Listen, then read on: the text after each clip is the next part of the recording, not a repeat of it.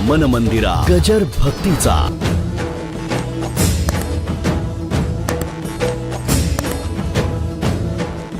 पुण्यातले म्हणतात आता काय, आणि मला पुन्हा काय म्हणतात माहिती आहे का? अहो काय बाबा महाराज, पंढरीच्या वारीहून आला, तुमचं दर्शन घेतलं की पांडुरंग भेटला, चढवलं मला. मला चढवताना तुम्ही किती खाती उतरला हे तुम्हाला कळलं नाही का? नाही का?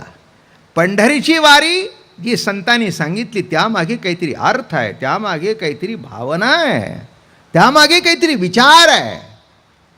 नाही का? उगीच गेलं ना उगीच आलं असं नव्हे. नाही का? कोणीतरी मला विचारलं, काय हो बाबा महाराज, देव मिळवण्याकरता पंढरीला जाता का? म्हटलं देव मिळवण्याकरता पंढरीला जात नाही, आळंदीपासून पंढरीपर्यंत देवाशी जवळीक संत वाङ्मयाच्या माध्यमातून साधावी तेवढ्याकरता पंढरीच्या वारीला जातो. बोलणं कळलं का नाही?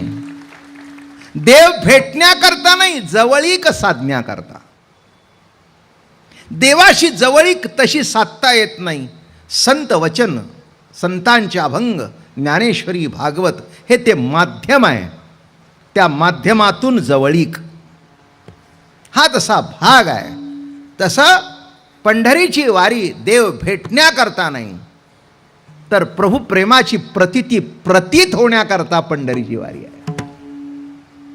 आणि ती प्रतीत घेऊन, प्रतीतीत घेऊन, अनुभवात घेऊन महाराज परतीच्या वारीने आले. एक लक्षात घ्या, पंढरीची वारी करावी पण थांबू नाही. थांबलं की संपलं. माझं बोलणं कळलं का? लग्न झालेल्या मुलीने माहेरी जास्ती थांबू नये. माझं बोलणं कळलं? थांबलं की प्रेस्टीज संपलं. आई आहे तिथपर्यंत ठीक आहे, भाऊ म्हणतील काही तुझं घर नाही ते आमच्याकडे राहिलीस. तसं पंढरीत जावं, 5 दिवस राहावं, पण पुन्हा यावं, म्हणजे वारीचा वेद आणि देवाचा वेद कायम राहतो. आई जवळ असल्यानंतर भांडावं असं वाटतं, आणि आई लांब गेल्यानंतर केव्हा भेटेल असं वाटतं. केव्हा भेटी देशी जीवीच्या जीवना. नाही का? भेटी लागी जीवा लागलीसे आस, पाहे रात्रंदिवस वाट तुझी. एक मी नेहमी सांगतो, पूर्वराग, मिलन आणि विरह हेच भक्तीचं वैशिष्ट्य आहे. एक पूर्वराग आहे. पूर्वरागामध्ये उदाहरणार्थ आज कीर्तनाला जायचं आहे, आता आला हा चातुर्मास आला, वा महाराज आले, आज एकादशी आहे, त्याला जायचं आहे, हा पूर्वराग आहे. आजचं कीर्तन हे मिलन आहे, आणि 20 तारखेनंतर विरह आहे. विरह कशा करता? पुढच्या वर्षीचा वेध लागण्याकरता. माझं म्हणणं नीट लक्षात घ्या. या भक्तीच्या अवस्था आहेत, नाही का? मिलन हे जसं श्रेष्ठ आहे, त्याही पेक्षा विरही श्रेष्ठ आहे. आणि म्हणून या ठिकाणी तुकाराम महाराज पंढरपूरला जाऊन परत देऊला आले. ज्ञानेश्वर महाराज पंढरपूरला जाऊन पुन्हा आळंदीला परत आले. कशा करता? पुन्हा पुढच्या वर्षी पंढरीची वारी करण्याकरता. हे पहिल्यांदा लक्षात घ्या. अभंग तर सांगतोच. असे तुकाराम महाराज केवढे मोठे, अणुरेणिया थोकडा तुका आकाशा एवढा, एवढे जगद्गुरु तुकाराम महाराज. आणि ते म्हणतात, अवघे ब्रह्मरूप रिता नाही ठाव, प्रतिमा तो देव कैसा नव्हे. सगळे ब्रह्म प्रतीतीमध्ये जेव्हा वावरतात तेव्हा आपल्याला शहाणपण शिकवतात. सर्व ठिकाणी जर देव भरलेला आहे तर पंढरीला जाण्याची गरज काय? सर्व ठिकाणी जर देव भरलेला आहे तर त्याची मूर्ती स्थापन करण्याची गरज काय? सर्व ठिकाणी जर देव भरलेला आहे तर त्याच्या प्रतिमाची पूजा करण्याची गरज काय? ज्ञान सुद्धा जास्ती झाल्यानंतर तेही त्रासदायक होतं. नाही, ब्लड प्रेशर एकदम लो होऊ नये. एकदम लो होणं हेही त्रासदायक आहे, एकदम वाढणं तेही त्रासदायक आहे. जेवढं असायला पाहिजे, खालचं 90, वरचं 140 खूप झालं वयोमानाप्रमाणे.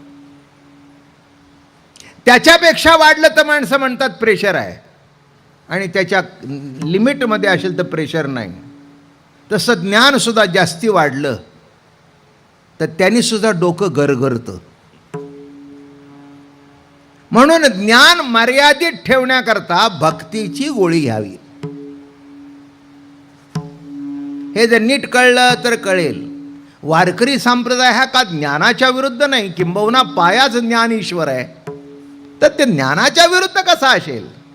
पण कोणतीही गोष्ट मर्यादेपेक्षा जास्ती झाली बरं का, मुळा मोठा पुण्यातून वाहणं कौतुकाचं आहे, पण गावात येणं बरोबर नाही. काय मागचा पूर अगदी नारायणपेठ वगैरे सगळ्या खलास, अरे काय इकडून तिकडून सगळं पाणीच पाणी, बरोबर आहे ना. हां, म्हणजे नदी व्हावी का न व्हावी, व्हावी, पण गावात शिरू नये. तसं ज्ञान असावं का नसावं, असावं, पण तुम्हा आम्हाला खाऊन टाकेल एवढं असं नाही.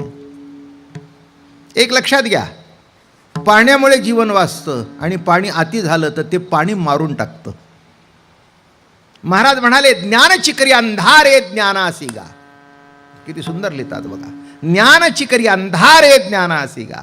जे ज्ञान प्रकाशमय आहे, जे ज्ञान आपल्याला प्रकाश देतं, प्रकाशित करतं, तेच ज्ञान जर अति झालं तर त्या ज्ञानामुळे आपल्याला दिसत नाही.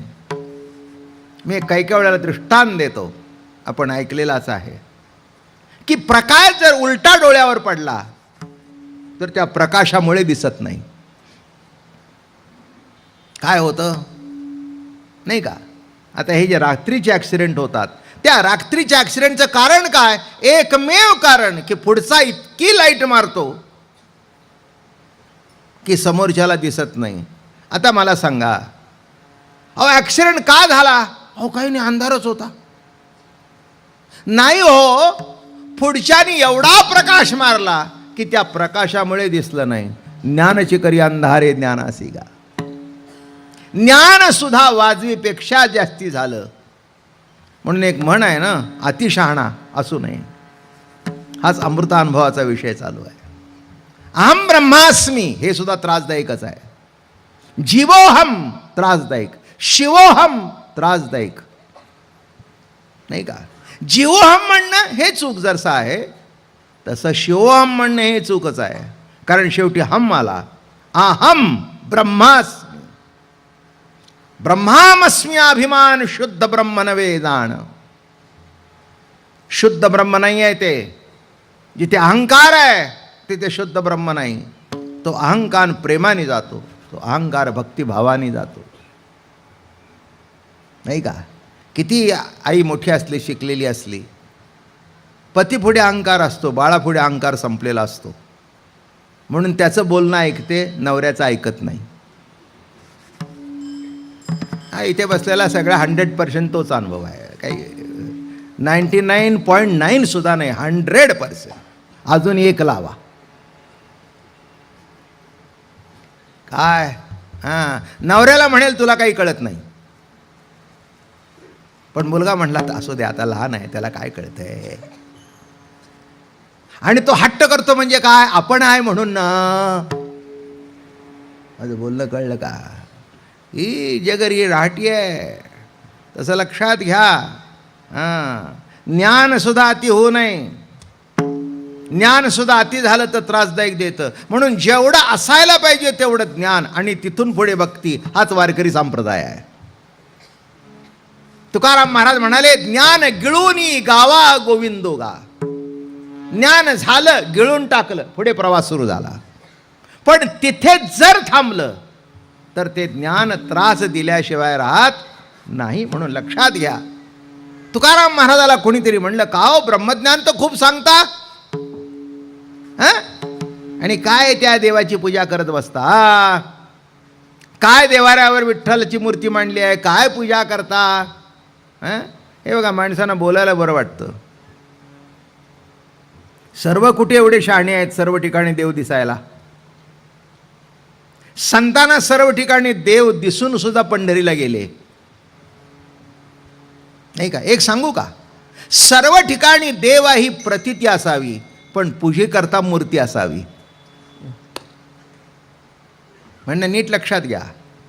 सर्व ठिकाणी देव आहे हे ज्ञान आहे, पण पूजेकरता प्रतिमा पाहिजेच. कुणी म्हणेल अहो एवढा व्यापक परमात्मा, प्रतिमेत काय देव आहे का? चुकीचं आहे.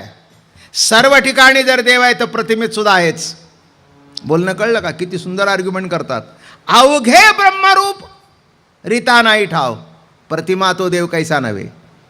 सर्व ठिकाणी जर देव आहे तर प्रतिमेत कसा देव नाही? एक पुढचं उत्तर, प्रतिमे एवढा नाही, पण प्रतिमेत नाही असं म्हणता येणार नाही. ही देवाची प्रतिमा आहे, बरोबर आहे. एवढा नाही पण याच्यात नाही असं म्हणता येईल का?